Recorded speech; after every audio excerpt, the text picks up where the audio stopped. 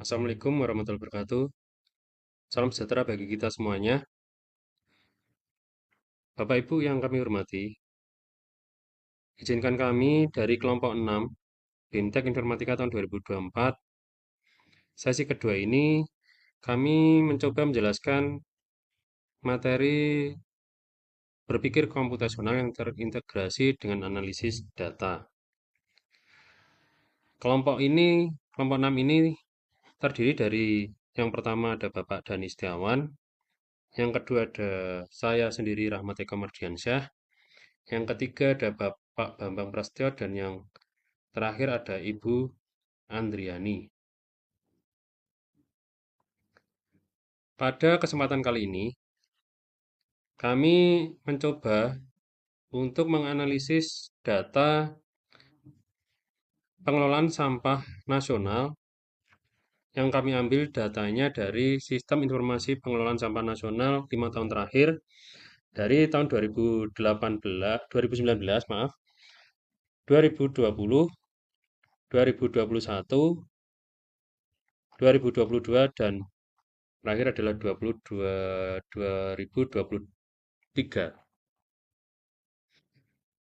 Data tersebut terdiri dari ada tahun, provinsi, kabupaten, timbulan sampah harian, dan timbulan sampah tahunan dalam ton.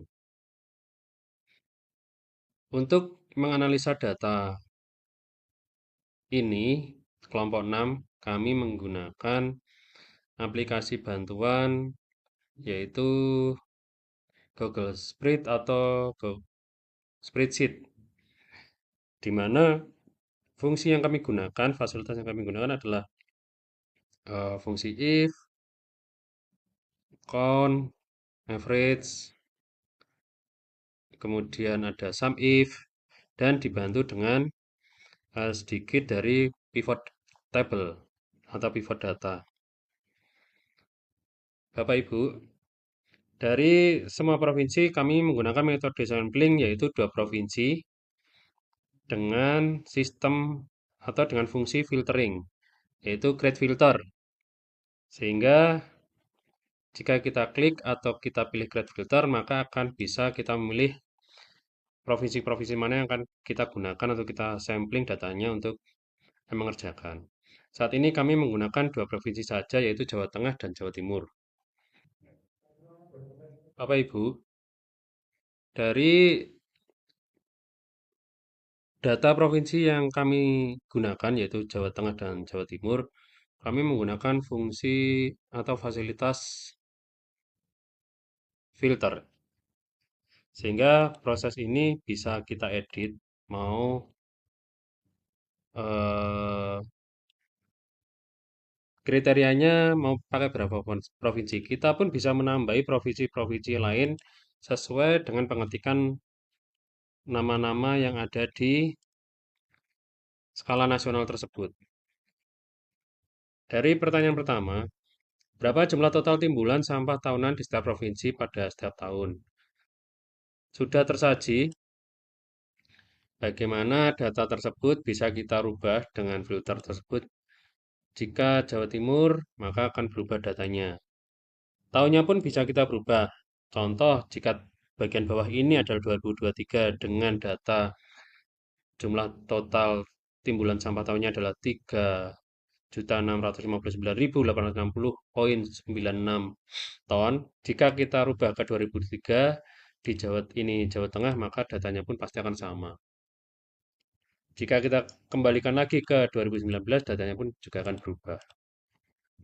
Di sini sengaja kami menampilkan 2 data, yang atas adalah Jawa Tengah, berikut, dan yang bawah adalah Jawa Timur. Sehingga Bapak Ibu nanti bisa menampilkan dengan 2 data tersebut. Andai kan ini mau ditampilkan satu pun juga bisa. Jika ini diklik Jawa Timur, Jawa Timur, Jawa Timur, Jawa Timur, Jawa Timur, pasti datanya pun akan sama, jumlahnya pun akan sama. Seperti itu untuk pertanyaan yang atau penjelasan kami di soal yang pertama. Kemudian, selanjutnya, berapakah rata-rata total timbunan sampah tahunan di setiap provinsi untuk seluruh tahun? Dari provinsi yang kami gunakan sama dengan fungsi filter, eh, kami menggunakan rumus average. Jika tadi di bagian jumlah total, kita menggunakan rumus sum if s untuk mengambil dari data nasional. Maka untuk fungsi di rata-rata kami menggunakan average. Selanjutnya Bapak Ibu, eh, untuk dari data tersebut kita juga bisa menghasilkan timbulan sampah tahunan paling banyak di setiap tahunnya dengan metode descending yaitu dengan rumus MAX. Di mana rumus tersebut kita mengambil data dari bagian provinsinya. Jika Jawa Tengah maka kita mengambil dari bagian Jawa Tengah, jika Jawa Timur kita mengambil dari Jawa Timur. Sama untuk timbulan sampah yang paling sedikit pun kita menggunakan metode ascending dengan fungsinya adalah min, di mana Jawa Tengah juga untuk Jawa Tengah dan Jawa Timur juga untuk Jawa Timur, sehingga kita bisa mendapatkan hasil di mana untuk Provinsi Jawa Tengah sampah timbulan sampah tahunan tertingginya terjadi di tahun 2022 dan eh, di yang paling sedikit terjadi di tahun 2023.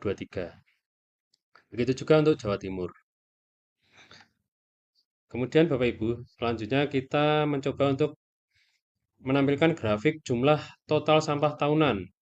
Nah, untuk menampilkan grafik tersebut kami menggunakan metode pivot table, di mana data antara Provinsi Jawa Tengah dan Provinsi Jawa Timur kita pivot sehingga akan muncul eh, di bagian row kita memilih tahun dan bagian kolom kita memilih provinsi.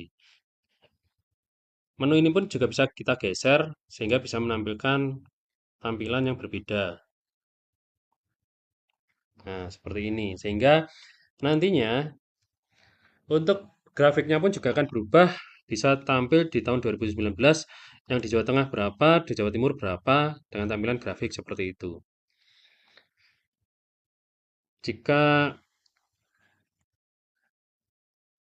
kita kembalikan, grafiknya pun juga akan berubah, di mana value-nya adalah hasil sum dari timbulan sampah tahunan dalam ton.